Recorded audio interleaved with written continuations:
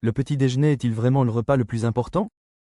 Depuis des décennies, nous entendons que le petit déjeuner est le repas le plus important de la journée.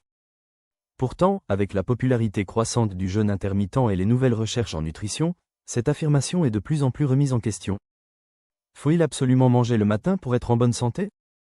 Ou peut-on, au contraire, sauter ce repas sans conséquence? Dans cet article, nous allons analyser les bienfaits du petit déjeuner, les idées reçues sur son importance, ainsi que les différentes approches alimentaires qui existent. 1. Pourquoi le petit déjeuner est souvent considéré comme indispensable? Le petit déjeuner est traditionnellement perçu comme un repas essentiel pour bien démarrer la journée. Plusieurs arguments sont avancés pour justifier son importance.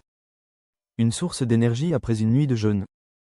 Après plusieurs heures de sommeil, le corps a puisé dans ses réserves de glycogène pour maintenir ses fonctions vitales. Manger au réveil permettrait donc de reconstituer ces réserves et d'apporter de l'énergie pour bien commencer la journée. Un impact positif sur la concentration et les performances cognitives. Certaines études suggèrent que les personnes qui prennent un petit déjeuner ont une meilleure concentration et sont plus performantes au travail ou à l'école. En effet, un apport en glucides et en protéines le matin fournirait du carburant au cerveau, optimisant ainsi la mémoire et la prise de décision. Une influence sur le métabolisme et la gestion du poids.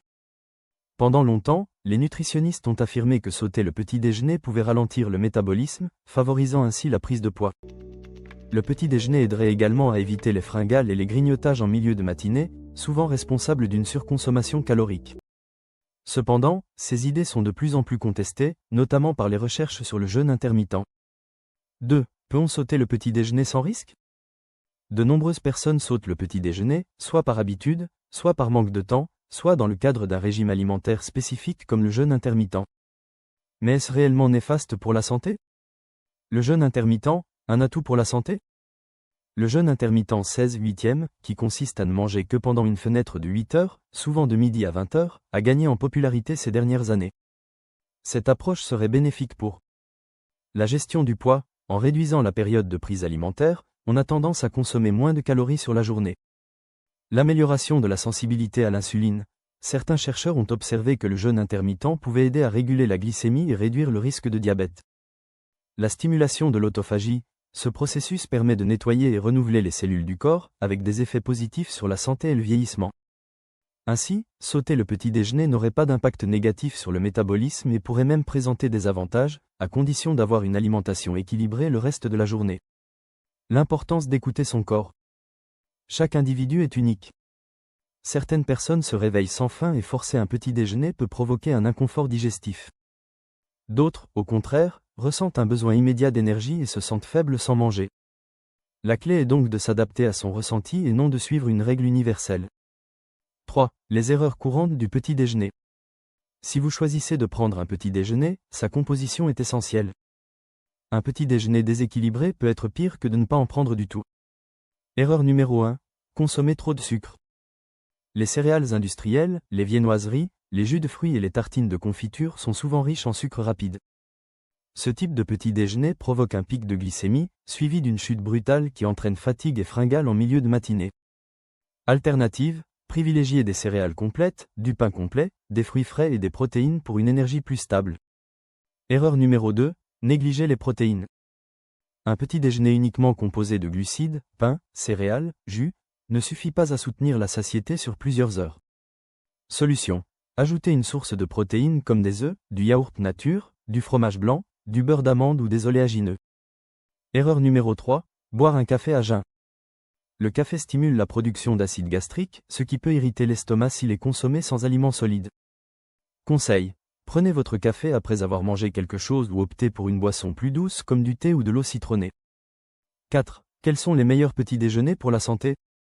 Si vous décidez de manger le matin, autant choisir un petit déjeuner équilibré et nourrissant. Voici quelques idées. Le petit déjeuner protéiné. Œufs brouillés ou durs. Avocat. Pain complet.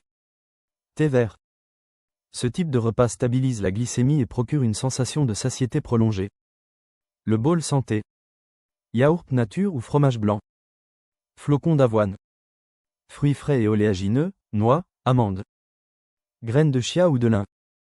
Un bon équilibre entre protéines, fibres et bons lipides pour un petit déjeuner énergisant. Le smoothie nutritif. Banane. Lait végétal ou lait animal. Protéines, beurre de cacahuète, graines de chia, protéines en poudre. Épinards ou cales pour un apport en micronutriments. Idéal pour ceux qui n'ont pas très faim mais veulent un repas rapide et nutritif. 5. Alors, faut-il vraiment prendre un petit déjeuner? La réponse dépend de chaque individu et de son mode de vie. Si vous avez faim le matin, un petit déjeuner équilibré peut vous aider à commencer la journée avec énergie. Si vous n'avez pas faim, inutile de vous forcer. Le jeûne matinal peut être bénéfique, tant que vos repas suivants sont nutritifs. Si vous souhaitez perdre du poids ou améliorer votre santé métabolique, le jeûne intermittent peut être une stratégie intéressante à explorer. L'essentiel est de privilégier une alimentation globale équilibrée plutôt que de se focaliser sur un seul repas. Conclusion, écoutez votre corps avant tout. Le mythe du petit déjeuner comme repas indispensable est en train d'évoluer.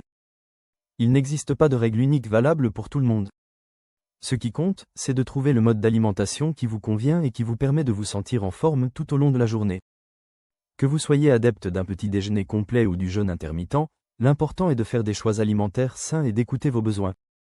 Finalement, ce n'est pas le fait de manger ou non le matin qui compte, mais la qualité globale de votre alimentation.